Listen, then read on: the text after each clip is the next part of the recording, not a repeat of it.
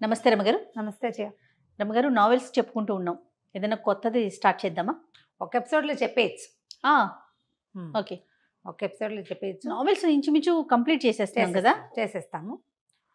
Early 70s వచ్చి ఉంటుంది ఈ నావెల్. ఖచ్చితంగా నాకు సంవత్సరాలు జ్ఞాపకం లేవు. నేను స్కూల్ పిల్లగా ఉన్నప్పటి నుంచి చదువుతూనే ఉన్నా. ఒక రకమైన దుఃఖం, ఏం చెయ్యాలో అర్థం కాని ఒక స్థితి వస్తుంది మనం ఆ కథ చదివితే. ఇక వెరికోస్ వీన్స్ నుండి విముక్తి పొందండి. ఎవిస్ వాస్కులర్ సెంటర్ ఇప్పుడు మన KPHPలో గ్రాండ్ ఓపెనింగ్ ఏప్రిల్ 4వ తేదీన. రేర్గా ఉండేది నేను చెప్పబోయే కథ. ఆ కాలంలో అత్యంత రేర్, అక్కడక్కడ చాలా తక్కువగా కనపడేది. ఇప్పుడు విరివిగా కనపడుతున్న సమస్య. భార్యాభర్తలు విడిపోవటం, పిల్లలు అలో లక్ష్మణ అని అఘోరించటం, తండ్రులు వెళ్ళిపోవటం లేదా తల్లులు వెళ్ళిపోవటం, పిల్లలు దొరికిపోవటం, అటు నాన్నకో అమ్మకో, పేదరికం, చదువుకునే అవకాశాలు లేకపోవటం, సంస్కారవంతులుగా బయటపడగలిగే అవకాశాలు ఉండకపోవటం. మనకి అప్పుడు ఇప్పుడు కూడా ఇలాంటి సమస్యలు ఉంటూనే ఉన్నాయి కదా.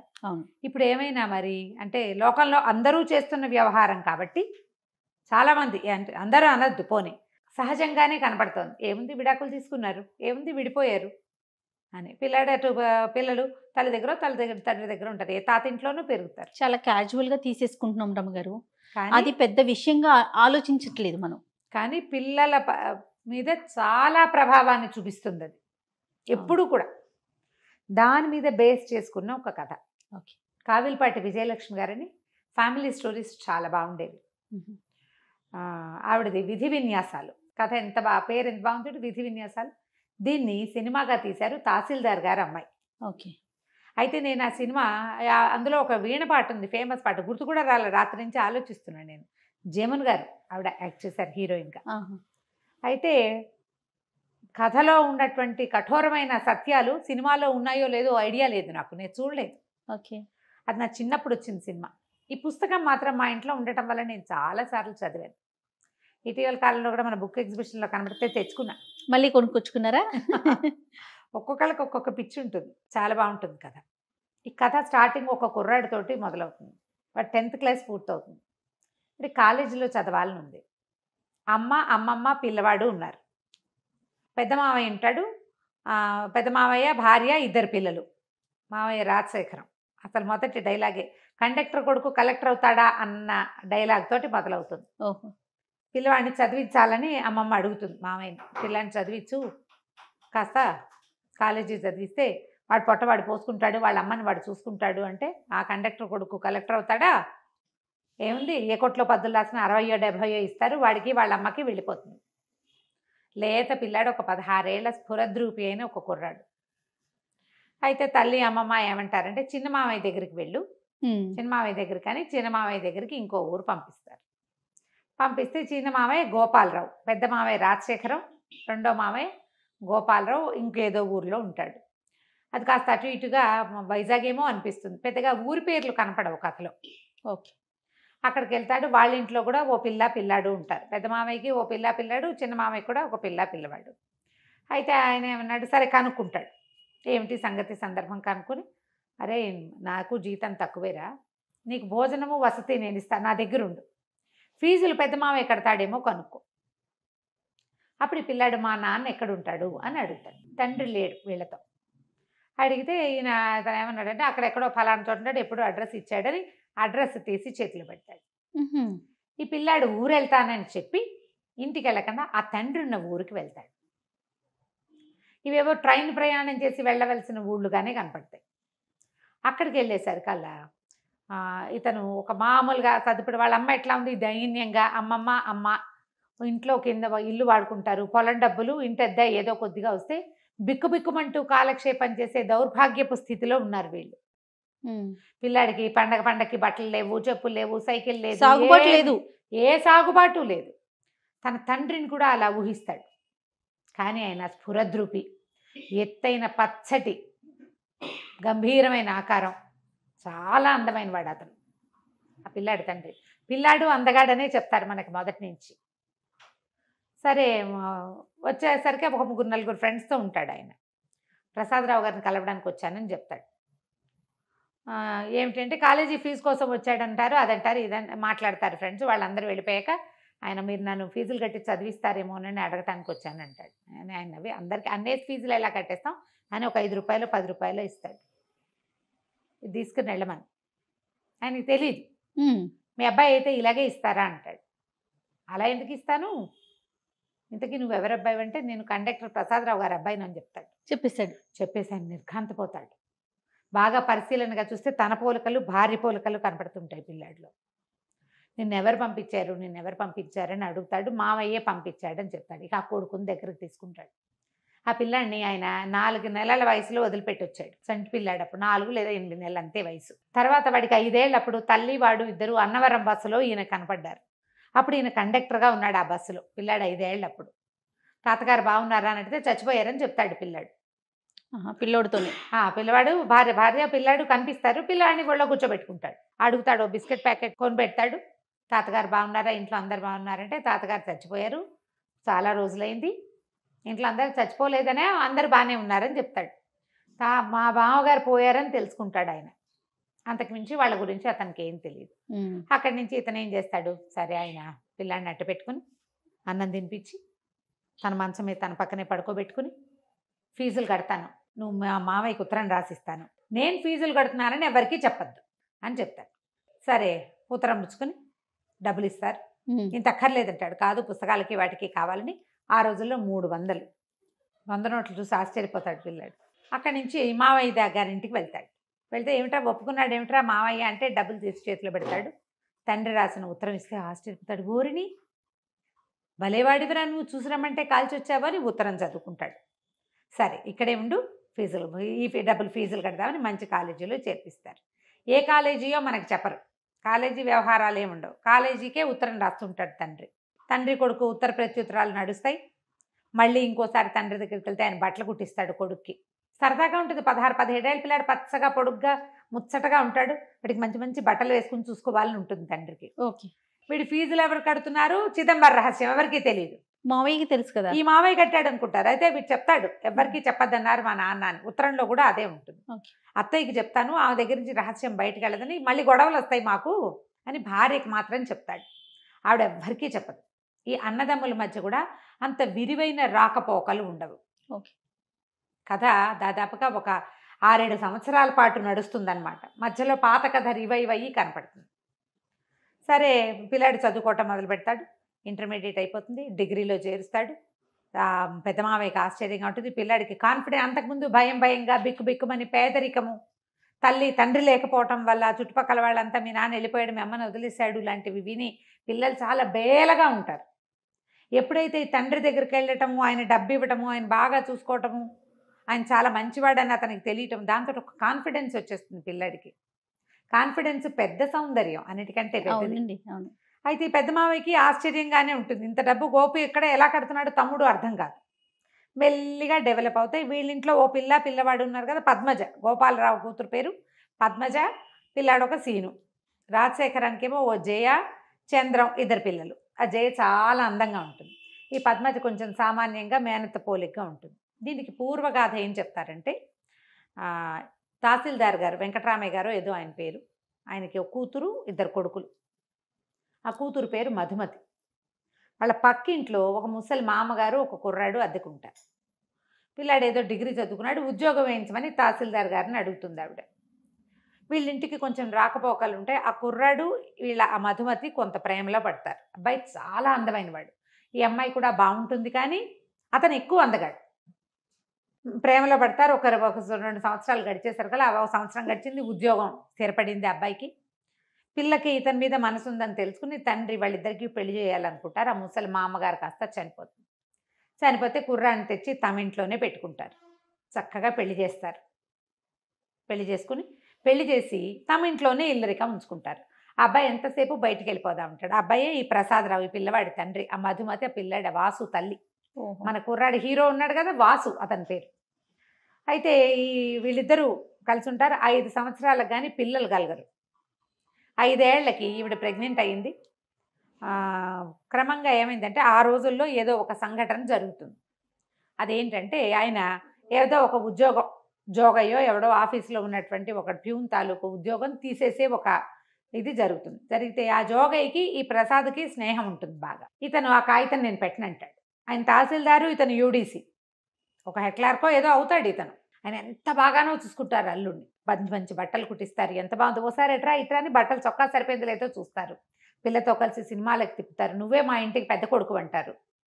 ఈ పిల్ల అంటే పంచప్రాణాలు ఆయనకి. ఎందుకంటే 4 పిల్లలు పోయాక అమ్మాయి పుట్టింది, అమ్మాయి తర్వాత 2 తమ్ముళ్ళు బతికారు. దాంతో అమ్మాయి లక్ష్మిగా భావిస్తారు ఆ మధుమతిని. దాంతో పిల్లని బయటికి పంపడం ఇష్టం ఉండదు. ఇబ్బాయి కూడా ఎవరు లేరు కదా, మా అవ్వగారు చనిపోయింది కదా, చచ్చిపోయిన ఆవిడకి ఇంకా ఎవరున్నారు, అతనికి ఎవ్వరు అన్నదమ్ములు లేరు, అక్క చెల్లెలు లేరు, అమ్మ నాన్న లేరు. అందుకని పిల్లాన్ని అట్ట పెట్టుకుంటారు ఇంట్లో. ఈ జోగయ్య వ్యవహారం వచ్చేసరికి జోగయ్య వాళ్ళ ఇంటికి రాక పోక ఉంది. ఆ జోగయ్యకి ఒక అక్క ఉంటుంది రాజమ్మ అని. ఆ అమ్మాయి కొంచెం తిరిగిపోతుంది. పుకారు ఏమని పుడుతుందంటే ఆ రాజమ్మతోటి ఇతనికి సంబంధం ఉంది ఈ ప్రసాద్కి, అందుకనే జోగయ్య ఉద్యోగాన్ని కాపాడారు అని పుట్టింది పుకారు. ఈ చిన్నతనపు ఆడపిల్లలకి అలాంటి వార్తలు ఏమైనా తడితే ఇతను ఇంత పంచప్రాణాలుగా ఉంటాడు, తనంటే ప్రాణం పెడతాడు అనేది గుర్తురాదు. ఆ అమ్మాయి మీద అనుమానంతో మొగుడిని ఏదో ఒకటి సూటిపోటి మాటలు అంటూ, ఒక తెలియనితనం, ఈ బంధం తెగిపోతుందని అనిపించదు, ఒక తెలిసి తెలియనితనమే. ఆ తల్లి తండ్రి కూడా దాన్ని ఎగసంతోస్తాడు, మా పిల్లని ఏడిపిస్తున్నాడు అన్నది తప్ప ఇంకొక ఆలోచన ఉండదు వాళ్ళకి. క్రమంగా ఏమైంది, దీనికి ఒళ్ళు మండిపోతుంది ఈ ప్రసాద్కి.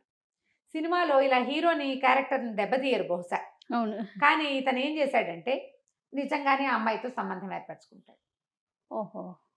అది బయటకు వచ్చేస్తుంది, డబ్బు ఇవ్వడం మొదలు పెడతాడు. దాంతో ఈ అమ్మాయి చిచ్చి నేను ఇతనితో కాపురం చేయనంటూ అసహించుకుంటుంది. భర్త అంటే ఎవరికైనా ఉండేది. ఇప్పుడు ఆ రోజుల్లో ఏంటంటే ఇప్పట్లాగా విడాకులు వచ్చిన రోజులు కాదు కదా, నయానో భయానో చెప్పుకుని విడిపించుకుని ఇవన్నీ చాలా సహజంగా ఉండేవి అప్పుడు. కానీ ఆ అమ్మాయి అతిగారాభంతో పెరగటము, తండ్రికి పెద్ద ఇల్లు వాకిలి తోట దొడ్డి పెద్ద ఉద్యోగము, దానివల్ల వచ్చినటువంటి కొంచెం హై ఫీల్ తోటి అమ్మాయి భర్తను తృణీకరించేస్తుంది. దాంతో ఆయన మొత్తం ఇతని ఇంటికి వాళ్ళ మామగారు చనిపోయాక సామాన్లు తెచ్చుకుంటాడు కదా, ఆ సామాన్లన్నీ బయట విసేసి పొమ్మంటారు, సంతకం పెట్టి నీకు మాకు సంబంధం లేదు అంటే సంతకం పెట్టనంటాడు. ఆ కాగితం చింపి పారేస్తాడు, వెళ్ళిపోతాడు, సామాన్లు వదిలేస్తాడు. ఏం చేస్తాడు, ఆఫీస్లో మామగారి పిచ్చిన ఉద్యోగం కదా, మామగారు మొహమే గిట్టనప్పుడు ఉద్యోగం ఎలా చేస్తాడు. కానీ ఆ వెళ్ళిపోయే రోజును కూడా మామగారు గుండెలు పెట్టుకుని కూర్చో పరిగెత్తుకుంటూ వచ్చేస్తాడు. మళ్ళీ వద్దు, ఆయన అంత ప్రేమగా చూశాడు అతను, మీరు బాధపడకండి నేను వెళ్ళనంటే వద్దు, నువ్వు వెళ్ళిపోవాల్సిందే, నా కూతురు ఏడుస్తోంది నీ వల్ల, నువ్వు మా ఇంట్లో ఉండటానికి వీల్లేదు, తెన్నింటి వాసాలు లెక్క పెట్టేవాదంటావు, ఇది అని అత్త మామ ఇద్దరు తిట్టేస్తారు. భార్యని పిలుస్తాడు, వీళ్ళందరినీ వదిలే, నువ్వు నాతో వచ్చేసి మనం వేరే కాపురం పెట్టుకుందాం, నువ్వు నాతో వచ్చే, నేను అన్నీ మానేస్తా, నిన్ను బాబుని బాగా చూసుకుంటా రమ్మంటే అమ్మాయి తల తిప్పుకుని లోపలికి వెళ్ళిపోతుంది. పిలిచినా రాదు. సరే ఇతను ఏం చేస్తాడు, ఉద్యోగాన్ని రిజైన్ చేసి ఆ జోగయ్య చేతిలో పెడతాడు కాగితం, నువ్వు వెళ్ళి ఆఫీస్లో ఇచ్చేసి మీ అక్కని తీసుకెళ్ళిపోతాను, తిరుపతి వెళ్ళి పెళ్లి చేసుకుంటాను సర్కల్ పోపోండి, ఇంకా నయం, ఏదో స్నేహం చేసాం అంతే, మీరు రిజైన్ చేసుకుంటారో గంగలో దుక్కుతారో మాకు అనవసరం, మా అక్కయ్య రాదు మీకు మాకు రామ్ అంటారు. ఒక చిన్న స్నేహం చేసినందుకు ఈ ఫలితం లభించింది అనమాట. దాంతో ఈయన హతాశుడైపోయి ఇతను ఉద్యోగానికి రిజైన్ చేసి పిఎఫ్ వస్తుంది కదా, ఆ డబ్బంతా భార్య పేరు మీద రాసేసి వెళ్ళిపోయి తిరుపతి వెళ్ళిపోతాడు. తిరుపతిలో కొంతకాలానికి ఆ రాజమ్మ అతనికి తిరుపతిలో తారసపడుతుంది. ఇతను ఏం చేస్తాడు, భార్యకి తన విషయాలు తెలియజేయటం కోసం ఆ పెళ్లి చేసుకున్నానని చెప్తాడు. ఆవిడేమో ఈ తహసీల్దార్ గారికి అంటిస్తుంది ఆ రాజమ్మ, ఎల్లుడ గారు తిరుపతిలో కనపడ్డాడు, పెళ్లి చేసుకున్నట్టు చక్కగా చోకిలాగా ఉన్నాడు అని. ఇక ఇతను ఎప్పటికైనా తిరిగి వస్తే, ఇప్పుడు ఇన్ని మాటలు అన్నాక అతను తిరిగి వస్తాడని ఎట్లా అనుకుంటారు ఎవరైనా, అదే కదా జనరల్గా అవుతుందా అట్లా? ఏనాటికైనా అతను వస్తాడేమోనని ఆశ పెట్టుకుని ఉన్న ఆ అమ్మాయికి ఈ భర్త వెళ్ళిపోయే వరకు అతని మీద అసహ్యంగా ఉంటుంది. వెళ్ళిన దగ్గర నుంచి అతను తనతో ఉన్న ప్రేమాయ గుర్తొస్తుంది. పిల్లాడు తండ్రి లేని వాడైపోయాడు, చుట్టుపక్కల వాళ్ళంతా చిన్నబుచ్చుతారు, అంత మొగాడికి ఏదో ఒకటి ఉంటే దానికోసం కాపురం కాలదనుకుంటారా ఎవరైనా, అది ఎలాగో అనే మాటేగా. దాంతో ఒక విరాగిగా మారిపోతుంది ఆ అమ్మాయి. ఏ రోజు మంచి బట్టలు కట్టుకోవటం కానీ, ఓ తల్లో పూలు పెట్టుకోవటం కానీ, పెళ్ళిళ్ళకి పేరెంటాలకి వెళ్ళటం కానీ, ఇంట్లో నుంచి బయటకు కాలు పెట్టకుండా అయిపోతుంది. పిల్లని పెంచుకుంటుంది. ఇతనేమో ఒక కండక్టర్గా ఎక్కడో జీవితం గడుపుతాడు. అయితే బిఏ చదువుకున్నానని చెప్పి తిరుపతిలో ఇతను అలా ఉండగా చచ్చిపోదాం అనుకుంటాడు. ఒక స్నేహితుడు ఎవరో కనపడతాడు, కాలేజీ ఫ్రెండ్, ఇదేమిటో నువ్వు అకౌంట్స్లో చాలా గట్టివాడివి, ఇట్లా చేసావు, పద నీకు ఏదైనా ఒక ఉద్యోగం ఇప్పిస్తా, నీ బతుకు నువ్వు బతుకుతూ కానీ దీంతో అయిపోయిందా, అని చెప్పి ఉద్యోగం వేస్తాడు ఒక బస్సులో కండక్టర్గా. ఆ బస్ కండక్టర్గా ఉన్నప్పుడు ఈ భార్య కొడుకుని చూస్తాడు ఆయన. ఓహో. ఆయన కండక్టర్గా ఉన్నాడని అమ్మాయి ఇంటికి వెళ్ళి తల్లికి తమ్ముళ్ళకి చెప్తుంది. ఈ కండక్టర్ కథ అయిపోయింది కదా. ఈయన బస్సులో ఉండగా ఒకసారి ఏవో అకౌంట్స్ సరిగా లేకపోతే ఇతను అకౌంట్స్ చూసి పెడితే ఆ బస్సు అని రాసి చెడిపోతాడు సీటు. ఏంటండి మీరు ఇంత బాగా చేస్తున్నారు, ఎలా చేస్తున్నారంటే ఈయన ఇంకేం చేయలేక చెప్తాడు, బిఏ చదివాను, అకౌంటెన్సీయే నా సబ్జెక్టు, ఫలానా తహసీల్దార్ ఆఫీస్లో పనిచేశాను అనేసరికి ఆయన ఆశ్చర్యపోయి మీరు అకౌంట్స్ చూడండి, ఇంకా నేను కండక్టర్ పని చేయొద్దంటాడు. జీతం పెరుగుతుంది, ఏదో చిల్లర కోసము ఒక లాటరీ టికెట్ కొంటాడు. 40,000 వస్తుంది. ఆ రోజుల్లో 40,000 అంటే ఇప్పుడు 40 లక్షలతో సమానం, ఇంకా ఎక్కువే. అయితే రక్షణ నిధికి ఇచ్చేస్తాను, ఈ డబ్బు నేనేం చేసుకుంటాను, భార్య పిల్లాడు నా నుంచి సెపరేట్ అయిపోయారు, జీవితం మీద ఆశ లేదంటే ఆయన ఒప్పుకోడు. అలా వద్దు, ఎక్కడైనా డబ్బు మదుపు పెట్టండి, మీకు కాకపోతే ఎవరికో వస్తుంది, డబ్బులు వస్తూ ఉంటాయి, ఎవరికైనా పిల్లలకి పేద పిల్లలకి చదువుకోవడానికి దానికి సహాయం చేద్దురు. కానీ ఓసారి డబ్బు ఇచ్చేయటం ఏంటండి, ఓ 2,000 ఇవ్వండి, మిగిలిన 8,000 మిగిలిన డబ్బులు మదుపు పెట్టండి అని బలవంత పెడతాడు. పెట్టేసరికల్లా కొంత డబ్బు రక్షణ నిధికి ఇచ్చి ఒక రైస్ మిల్ ఏదో కొంటాడు. అట్లా అట్లా బ్రెయిన్ బాగుంది, మంచి తెలివైన వాడు కదా, అట్లా అట్లా అట్లా డెవలప్ అవుతుంది. ఈయన చక్కగా మంచి పెద్ద బిజినెస్ షాపు, బోల్డన్ వ్యవహారాలు ఉండే. ఈయన ఇలా ఉండిపోయాడు. పెళ్ళానికి అహంకారము పొగరు అనుకుంటాడు అతను. ఆ అమ్మాయికి ఎలాంటి దుర్భరమైన జీవితం లభించింది చివరికి ఆయనకి తెలియదు. పిల్లాడిని భార్య పంపించిందని ఒక అనుమానం ఉంటుంది లోపల. వాడు ఒట్లు సత్యాలు పెట్టుకుంటాడు, అవి కాదు మా అమ్మ పంపలేదు, మా అమ్మకి అసలు తెలియదని. ఇప్పుడు ఈయన ఈ డబ్బులు ఇస్తున్న సంగతి చెప్పొద్దంటాడు. ఈ పిల్లాడు చక్కగా కళగా మంచి మంచి బట్టలు వేసుకుంటాడు, చక్కగా చదువుకుంటాడు, బిఏ అయిపోతుంది. అయితే డిగ్రీ అయిపోయాక ఇంకా నేను చదవను అని తల్లి చెప్తాడు. ఇతను తల్లిని చూడడానికి వెళ్ళేసరికి ఏమవుతుంది, మేనమామ పెద్ద మేనమామ పక్క దగ్గరే ఉంటారు కదా, వాళ్ళు పొలం డబ్బులు అవి ఇవ్వడం మానేస్తారు. ఈ వాళ్ళు ఏం చేస్తారంటే ఆస్తులు, నాన్నగారు చనిపోయాక ఆస్తులు వాటా వేసినప్పుడు 2 వాటాలే పడతాయి. ఆడపిల్లకి ఇవ్వకపోతే రెండో అతను పొట్లాడతాడు, ఆ గోపాలరావు అన్న అతను. అది తప్పు, అక్కయ్య మనతో ఉండిపోయింది, నాన్నగారే అక్కయ్య జీవితాన్ని ఇట్లా చేశారు, ఇది పనికిరాదు, మనం ఇంటి మీద అద్దె తీసుకోవద్దు, పొలం డబ్బులు తీసుకోవద్దు, ఆస్తులు మనవి, అమ్మ అక్కయ్య ఉన్నాళ్ళు అక్కయ్య కొడుకు బతికి బాగుపడేదాకా అక్కయ్య కూడా వాటా ఇవ్వవలసిందే అని తను పట్టుబడతాడు. ఎప్పుడైతే ఈ పిల్లాడు బ్రహ్మాండంగా చదువుకుంటూ జామను బట్టలు వేసుకుని తిరుగుతూ వాచీలు పెట్టుకుంటూ ఉండేసరికల్లా మేనమావకి ఏమనిపిస్తుంటే డబ్బంతా నీ కొడుక్కి దోచిపెట్టి ఇక్కడ పేద వేషం వేస్తున్నావు, ఇక నేను మీకు డబ్బు ఇవ్వను అని చెప్పేస్తాడు. అయితే కథలో ఒక అర్థం కాని మ్యాటర్ ఎక్కడ కనపడుతుందంటే అమ్మాయికి ఒక 30 తులాల బంగారము, పట్టు చీరలు అవి ఇస్తాడు ప్రసాదరావు. ఆ బంగారం ఏమైంది అనే మాట చెప్పరు. పెళ్ళప్పుడు మా అమ్మది అని చెప్పి ఇస్తారు, మంచి మంచి వస్తువులు కొనిపెట్టారని చెప్తారు. మరి ఆ బంగారం ఆయన పట్టుకెళ్ళాడో ఈవిడ పట్టుకెళ్ళిందో అర్థం కాదు. మరి నా చిన్నప్పుడే నాకు అర్థమయ్యేది కాదు. వీళ్ళ దగ్గర గోల్డ్ ఉంది కదా, మరి ఆ గోల్డ్ కూడా పారేసింది. ఇతను సామాన్లు వదిలిపెట్టి వెళ్ళిపోయాడు కదా, నాన్నగారు ఏం చేస్తారు, అవన్నీ దానం చేసేసారు. ఆఖరికి ప్రావిడెంట్ ఫండ్ డబ్బు భర్తది కూతురుకు వస్తే అది కూడా ఆయన రక్షణ నిధికి ఇచ్చేసారు. వాడి డబ్బు కూడా నాకు వద్దని. కానీ వాడి కొడుకు మాత్రం ఉండిపోయాడు ఆవిడ దగ్గర. ఇప్పుడు డబ్బు వస్తువుల కంటే పిల్లలు ఎక్కువ కదా, జీన్స్ కదా అవి, అది ఆలోచించారు. దాని కొడుకే అనుకుంటారు, అతని కొడుకు అన్న ధ్యాస ఉండదు. చాలా మంది చేస్తారు ఇలాంటి ఆలోచన, పిల్లల దగ్గర ఆలోచించరు అట్లా. సరే ఏమవుతుంది, డబ్బులు లేవు, తల్లి పరమ పేదరికంలో ఉంటుంది.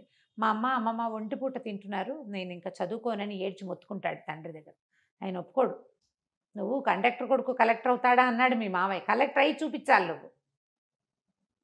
నువ్వు సెటిల్ అవ్వడం కావాలి, నువ్వు కలెక్టర్ అయ్యి భార్య పిల్లలతోటి బాగుంటే చూడాలనుంది నాకు, నువ్వు చేయడానికి వీల్లేదంటే మా అమ్మ ఇట్లాంటి పరిస్థితుల్లో ఉంటే నేను ఇలా మీరు కుట్టించిన ఉలెన్ సూట్లు అవి వేసుకుని వాచీలు ఉంగరాలు పెట్టుకుని స్కూటర్ కొని పెడతానంటాడు. ఎంఏకి యూనివర్సిటీ దూరం కాబట్టి స్కూటర్ కొంటాను, స్కూటర్ నేర్పిస్తాడు మనిషి వచ్చంటే. ఒప్పుకోడు వీడు పిల్లవాడు. ఒప్పుకోకపోతే అతను ఆయన గట్టిగా బతిమలాడి సరే మీ అమ్మకి నేను ఏర్పాటు చేస్తానని ఓ 10 చీరలు వీడికి బట్టలు కొని వాసుకి, భార్యకు కూడా బోళ్ళని చీరలు నా జాకెట్లు అన్నీ కొనిచ్చేసి నువ్వు పట్టుకెళ్ళు, మీ మామయ్యకి నేను ఉత్తరం రాస్తానని చెప్తాడు. వీరు తండ్రి దగ్గర నుంచి ఇంటికి వెళ్ళేసరికల్లా తల్లి వస్తుందన్న కబురుతో సిద్ధంగా ఉంటుంది. అయితే ఈ గోపాలరావు ఏం చెప్తానంటే మీ నాన్న నువ్వు ఉంటున్నావు కాబట్టి నాకు డబ్బు ఇస్తూనే ఉన్నాడు, మీ అమ్మని తెచ్చి నా దగ్గర పెట్టుకోమని చెప్తున్నాడు, నేను తీసుకొస్తానులే అని చెప్పి వాళ్ళ అన్నదమ్ములు ఇద్దరు మాట్లాడుకుని ఇక అక్కయ్యని నా దగ్గర ఉంచుకుంటా, దాని కొడుకు చదువుకున్నాక వాళ్ళిద్దరు వాళ్ళ దారిని వాళ్ళు వెళ్తారు, అమ్మని నువ్వు అట్టి పెట్టేసుకో, పొలం డబ్బు ఇంటి మీద వచ్చే అద్దె సగం తీసేసుకుందాం అని చెప్పేసి అక్కయ్య నువ్వు నా దగ్గర ఉండు, నీ కొడుకు చదువు పూర్తయ్యేదాకా అని వాళ్ళ అక్కని పిలుచుకుంటాడు. ఏరా అమ్మని నువ్వు అన్నయ్య పంచుకున్నారని బాధపడుతుంది, కానీ మెల్లిగా వీళ్ళ ఇంట్లో ఎక్కష్టం అయిపోతుంది. ఈ కథలో ఒక అంతర్వాహినిగా మనకేం కనపడుతుందంటే ఈ గోపాలరావు కూతురు పద్మజ ఆ పిల్ల ఈ వాసుకి అట్రాక్ట్ అవుతూ ఉంటుంది. కానీ ఇతనికి అలాంటి భావాలు ఉండవు. వీరికి జయ చాలా అందంగా తనే అనిపిస్తుంది, కానీ అది అక్కడే ఉండదు. ఆ అమ్మాయి దానికి వేరే ఫ్రెండ్స్ ఉంటూ ఉంటారు. కథ స్లోగా నడుస్తుంది, చక్కటి సంభాషణ. పుస్తకం దొరికితే మొదలు పెట్టామంటే చివరి దాకా వదలలేం మనం. చకచకా నడిచి వెళ్ళిపోతుంది. నేను ఇంకా స్పీడ్గా కూడా చెప్పేస్తున్నాను. సరే, ఎంఏ పూర్తవుతుంది ఈ అబ్బాయికి. ఐఏఎస్ సెలెక్షన్ కూడా అయిపోతుంది. ఐఏఎస్ సెలెక్షన్ అవుతుంది. అయిన తర్వాత అప్పుడు పెళ్లి చేసుకోమంటాడు తను. పెళ్లి చేసుకోమంటే నేను పెళ్లి చేసుకోను, మా అమ్మ నాన్న కలిసి ఉండాలని నా కోరిక. అంటే పిచ్చ కింద నీకు, మా జీవితాలు ఎప్పుడో ముక్కలైపోయినాయి, మనసులు ముక్కలైపోయినాయి మావి, మేము కలవం అంటే కాదు, మా అమ్మ ఒప్పుకుంటే మీరు కలిసి ఉంటారా అంటే. ఆయన ముందు మీ అమ్మని అడుగు, ముందు మీ అమ్మని అడుగు, అప్పుడు చూద్దామండి అనేసరికల్లా సరే ఈ సెలక్షన్స్ అవి ఇతను ట్రైనింగ్కి వెళ్ళే ముందు తల్లిని ఓ రోజు పిలిచి అడుగుతాడు, అమ్మ నాన్నగారు ఎక్కడున్నా ఒకవేళ ఆయన వచ్చి నేను తీసుకెళ్తానంటే ఆయనతో పాటు ఉంటావా నువ్వు అని. ఆవిడ, నాకు అంత అదృష్టం ఉందా, నా తెలివి తక్కువతనం, మా తండ్రికి ఉన్న డబ్బు గల వాళ్ళ పిల్ల కాబట్టి ఆవిడ హాయిగా ఉందనుకుంటాడు ఆయన. కానీ తండ్రి చనిపోగానే, తండ్రి ఉద్యోగం పోగానే వాళ్ళకున్న ఆస్తి 3 ముక్కలు అయిపోదు. అంతేగా, పదవిలో ఉన్నప్పుడు పదవిలో లేనప్పుడు అసలు మనిషే లేనప్పుడు తేడా ఉండదు. అవును. అతనికి ఆ సంగతి ఆలోచనకి రాదు, తెలియదు అతనికి. డబ్బులున్న వాళ్ళ పిల్ల, ఆ పిల్లకి డబ్బు వల్ల అహంకారం అనుకుంటాడు. కానీ ఆ ఏజ్కి ఇట్లా పరస్త్రీలతో సంబంధం ఉంది భర్త కంటే, దాన్ని ఓర్చుకోలేరనే విషయం ఈయనకు అర్థం కాదు. ఒక చిన్న మేలిగో మొండితనం అతనికి. పెద్దింట్లో పుట్టడం వల్ల నేను అనే ఫీలింగ్ ఆవిడికి. ఇంతే, సరే సరేనంటుంది. అనేసరికి సరే ఏమనుకుంటారు, ఈ పెళ్లి సంబంధాలు జయనిచ్చి చేస్తామని ఉత్తరం రాస్తారు. వీడికి ఐఏఎస్ సెలక్షన్ వచ్చింది కాబట్టి వాళ్ళని చేసుకోవటం ఏంటమ్మా, ఈ జయ ఎవరో జగపతి అని కుర్రాడితో తిరుగుతుంది అంటే, ఆ జగపతి ఎవరో దొరలు కొడుతూ పిల్లని తెచ్చుకున్నాడు, అది కాదు మావ నేను చేసుకోనని రాసేసేయమంటాడు. ఈ పద్మజకి ఎన్ని సంబంధాలో చూస్తారు, వచ్చిన ప్రతి సంబంధము తిరగొట్టేస్తుంది ఈ పిల్ల. అయితే చెప్తుంది, నేను బాధ్యతలు బరువుతోటి ఉన్నాను, నువ్వెందుకు చేసుకోలేదంటే, నాకేవో బాధ్యతలు బరువులు భయాలు ఉన్నాయి నాకంటాడు. ఈ అమ్మాయి చెప్తే, బాధ్యతలు భయాలు పోయిన తర్వాత నేను ఎవరిని ప్రేమించానో వాడికి చెప్తానంటే వీడికి అర్థమవుతుంది ఈ అమ్మాయి తను ఏం చేస్తుంది అని. అలా ఇంటి ఉద్దేశాలు పెట్టుకోవద్దు, నేను నీ మీద కన్నేసి మీ ఇంట్లో చేరాను అనుకుంటారు, నేను ఎప్పుడు నీతో తప్పుగా ప్రవర్తించలేదు, నాకు అలాంటి ఉద్దేశం కూడా లేదంటాడు. ఏడ్చుకుంటూ వెళ్ళిపోతుంది. ఆ పిల్ల మాత్రం తల్లిదండ్రికి చెప్పదు. వాళ్ళు ఏమనుకుంటారు, పోనీ వీడిని అడుగుదామా అనుకుని కూడా అక్కయ్య బయటపడలేదు నేను ఎందుకు అడగాలనుకుంటారు. ఎవరికి వాళ్ళకి మనసులో ఉంది కానీ ఊరుకుంటారు. ఈ మధుమతికి ఏమని ఉంటుంది, పిల్లాడిని ఇంత చదివించాడు తమ్ముడు, పిల్లనిచ్చే ఉద్దేశంతో చదివించి ఉంటాడు అనుకుంటుంది. కానీ ఆవిడకి లీలగా అనుమానం ఉంటుంది, ఎవరికైనా ఇల్లరికానికి కొడుకు ఒప్పుకున్నాడా, అందుకే వాళ్ళు డబ్బిస్తున్నారా, లేదా ఎవరికైనా దత్తత వస్తానని ఒప్పుకుంటే వాళ్ళు డబ్బిచ్చి చదివిస్తున్నారేమోనని. వాటికి ఒప్పుకోవద్దంటుంది. పక్కింట్లో ఉన్న తహసీల్దార్ గారికి ఒక లావుగా నల్లగా బొద్దుగా ఉన్న పిల్ల ఒకటి ఉంటుంది, వాళ్ళు ఉద్యోగం వేయిస్తామని మనవరాలను చేసుకోమంటారు. ఈ అమ్మాయి చెప్తుంది, తహసీల్దార్ గారు వీళ్ళ పక్కిల్లే, ఈ పక్కింట్లో అద్దెకుంటే కదా నా భర్తకు ఉద్యోగం వేయించి నేను ఇంట్లోకి తీసుకొచ్చుకున్నాను, నా పిల్లాడు ఇల్లరికం వెళ్ళకూడదు. ఈ ఉద్యోగస్తులు ఉద్యోగం వేయించగలిగే వాళ్ళు ఇంటి పిల్లని చేసుకుంటే వాళ్ళ నాన్న బతికే అవుతుంది వాడిది కూడా. ఈ పిల్లాడు ఇంచుమించుగా వాళ్ళ నాన్నక మళ్ళీనే ఉంటాడు. నాకు గుర్తుండి శోభన్ బాబు గారు ఏమైనా డబల్ యాక్షన్ ఏమోనని అనుకుంటా, గుర్తులేదు నాకు, దానికోసం సెర్చ్ చేసే టైం కూడా లేదు. ఓకే, ఈ పూటే కదా అనుకున్నాం చెప్దామని. అయితే ఏమవుతుంది, సరే ఇతను ఉత్తరం రాస్తాడు, అమ్మ మీతో రావడానికి సిద్ధంగా ఉంది, మామయ్యకి ఉత్తరం రాయండి అని రాస్తే ఆయనేం అర్థం చేసుకుంటాడు, ఓహో చిన్న మామయ్య కూతురుని చేసుకోదలుచుకున్నాడని ఇతనికి ఉత్తరం రాస్తాడు. గోపాలం మీ అమ్మాయిని చేసుకోవడానికి మా వాడికి ఇష్టమే, మీ పిల్లనిచ్చి మా వాడికి పెళ్లి చేసేయాలి. వాళ్ళు ఏం చేస్తారు, వాసుకి ఓకేటా వాళ్ళ నాన్నతో ఉత్తరం రాయించాడు అని అనుకుని, అక్కయ్య మా అమ్మాయిని చేసుకోవే అని అడుగుతాడు. అదేరా మరి సంబంధాలు చూస్తుంటే, అవును నువ్వు తేల్తామని చూశాను, నువ్వు తేలలేదు, అతనికి ఏంటంటే బాగా డబ్బిస్తున్నాడు అనే విషయం అక్కయ్యకి చెప్పకూడదు. ఓకే, నువ్వు తేలలేదు, అక్కడికి వెళ్ళి ఉత్తరం రాశాడు వాడు అని చెప్తాడు. చెప్పేసరికి ఆవిడ సంతోషిస్తుంది. మేనకోడలు అంటే చాలా ఇష్టం, పిల్ల బుద్ధిమంతురాలు, కానీ అందంగా ఉంది అని చూపించారు, గుండ్రటి మెరిసే కళ్ళు అని మాత్రం చెప్తారు అంతే. ఆ పెద్ద పిల్లే జయ అందంగా ఉందని చెప్తారు కథలో. సరే వీళ్ళు ఏం చేస్తారు, చక్కగానే శుభలేఖలు వేయించేస్తారు, శుభలేఖలు ఒక కట్ట పంపిస్తారు. ఇతను ఏమనుకుంటాడు, సరే ఆలోచించుకుంటూ పద్మజకి నేనంటే ఇష్టం, పోనీ పద్మజని చేసుకుందామని అనిపిస్తోంది, మామయ్యని అడిగితే ఎలా ఉంటుంది, మామయ్యకి ఉత్తరం రాద్దాం అనుకుంటాడు. పెళ్లి కార్డులు వస్తాయి, ఇతను తెల్లబోతాడు, ఇదేంటి ఇలా వచ్చినాయి. ఆ మామయ్య రాస్తాడు ఉత్తరం, నువ్వు రాయటం ఎందుకు, మీ నాన్నతో రాయించావు ఎందుకు రా, ఇక్కడ ఉండగా నువ్వు చెప్తే నేను కాదంటానా, నీ నోటితో నువ్వు చెప్తే అది కూడా బాగా సంతోషించేది. మీ నాన్నతో రాయించామంటే అప్పుడు అతనికి స్ట్రైక్ అవుతుంది, తండ్రి ఏం చేశాడు అని. సరే పెళ్ళి రెడీ అయిపోయింది. పెళ్ళికి అందరూ వచ్చేస్తారు.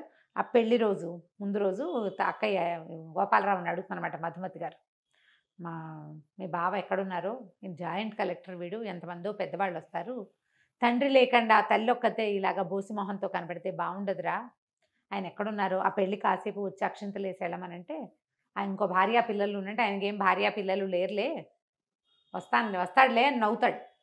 వీళ్ళందరికీ నవ్వులాటగా ఉంది. నా బతికిట్ట ముక్కలైపోయింది. ఇంటల్లుడు లేడు, ఇంట్లో పెళ్ళి, ఇంటల్లుడు లేడు, పిల్లాడి పెళ్ళి, తండ్రి లేడు, వాళ్ళకి ఎవ్వరికీ ఆ లోటు తెలియట్లేదు, నాకు ఒకదానికే తెలుస్తుంది అనుకుంటుంది.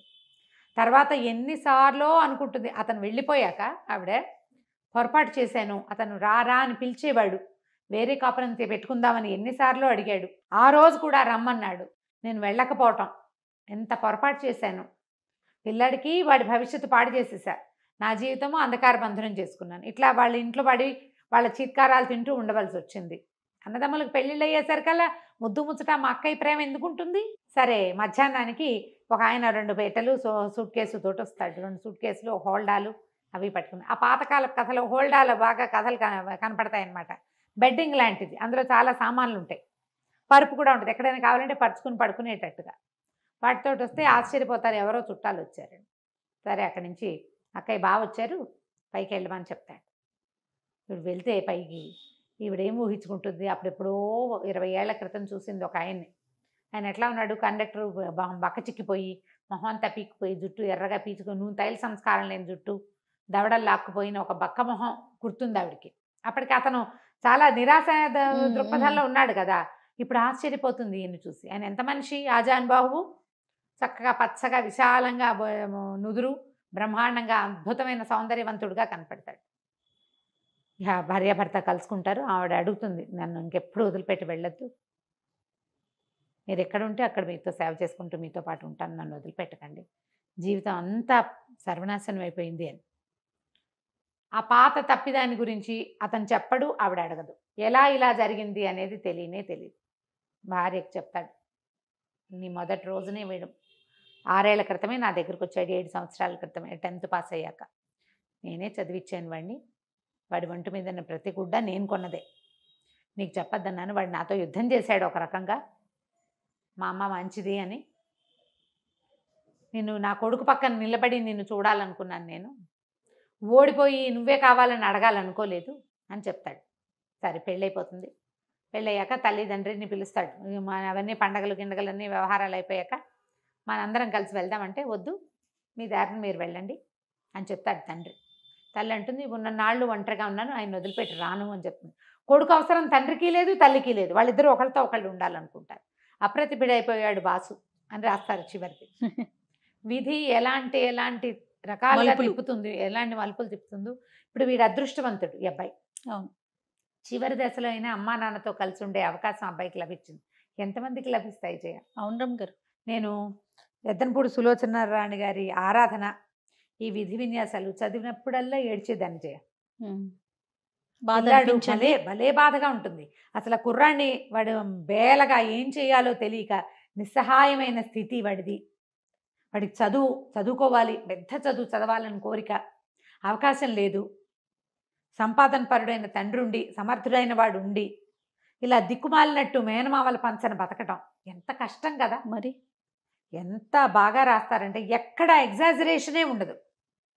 హ్యూమన్ రిలేషన్స్ చాలా సహజమైనవిగా మన చుట్టుపక్కల ఇళ్లల్లో జరిగే లాంటి దాన్ని క్లియర్ పిక్చర్ ఇస్తారు.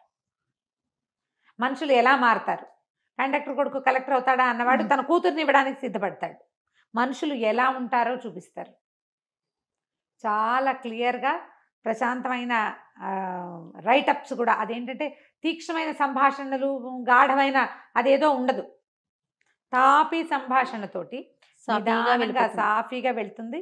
చక్కటి భాష, మనం మాట్లాడుకునే భాష. క్యారెక్టర్స్ అన్నీ క్లియర్గా ఎవరెవరి వ్యక్తిత్వం ఏమిటి అనేది దానికి ఆ సందర్భంలోనే తెలియజేసేలాగా రాస్తారు. దొరికితే పుస్తకం దొరుకుతుంది ఖచ్చితంగా. ఇప్పుడు అన్ని బుక్ షాప్స్లో ఉండేందుకే అవకాశం ఉంది. కావిల్పాటి విజయలక్ష్మి గారి విధి విన్యాసాలు. ఒకవేళ మీకు సినిమా కనుక దొరికితే తహసీల్దార్ గారు అమ్మాయి సినిమా కూడా చూడండి. ఆ వీణ పాట ఏమిటో గుర్తు రావట్లేదు, మీలో ఎవరికైనా గుర్తుంటే కింద కామెంట్ పెట్టండి. తప్పకుండా. నమస్తే రమ్య గారు. నమస్తే.